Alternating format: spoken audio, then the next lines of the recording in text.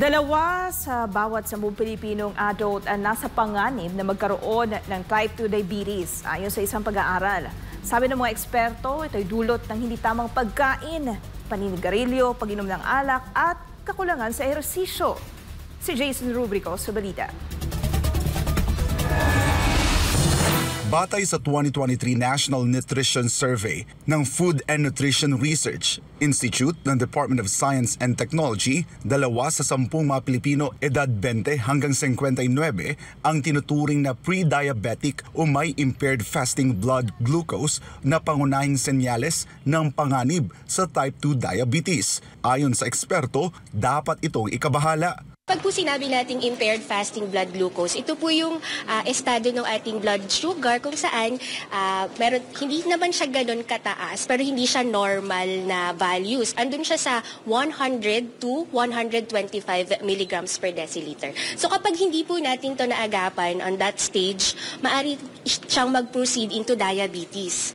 Sa naturang survey, lumitaw na mas maraming lalaking pre-diabetic kaysa babae. Kadalasang apektado ang mga obese, mahilig sa matatamis at processed foods, kulang sa ehersisyo at mga naninigarilyo at umiinom ng alak. Pero may isa pang aspeto na dapat pagtuunan, saan tayo bumibili ng pagkain. Ayon sa FNRI, mas madaling mabili ang ready-to-eat food sa mga modernong grocery at fast food. Pero madalas ito ay mataas sa taba, asukal at asin. Kung bibili ka sa mga modern supermarkets, mas readily available, convenient, and ready to eat. Kaso ang problem nga lang po doon, yung processing involved, no? So sinasabi natin yung mga pagkain na nandito ay medyo mas may kataasan sa fats, sa sugar, and sa salt. So alam natin yung consequence noon, unhealthy diet, no? Poor diet, and na pwedeng mag-lead. So pinag-uusapan natin ng mga non-communicable diseases. So nandiyan na nga yung pagtaas ng pre-diabetes. At hindi lang diabetes ang dapat ikabahala. Babala ng mga eksperto, ang pre-diabetes ay maaaring mauwi sa iba pang mas malalang karamdaman.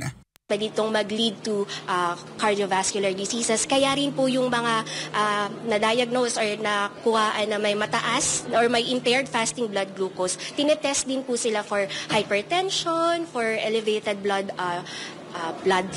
levels. Ayan. Payo ng mga eksperto para maiwasan ang pagiging pre-diabetic ay ang pag-ehersisyo ng kahit 30 minuto araw-araw. Iwasan ang labis sa pagkain ng matatamis, mamantika at processed food. Panatilihin ang tamang timbang at regular na magpa-check ng blood sugar.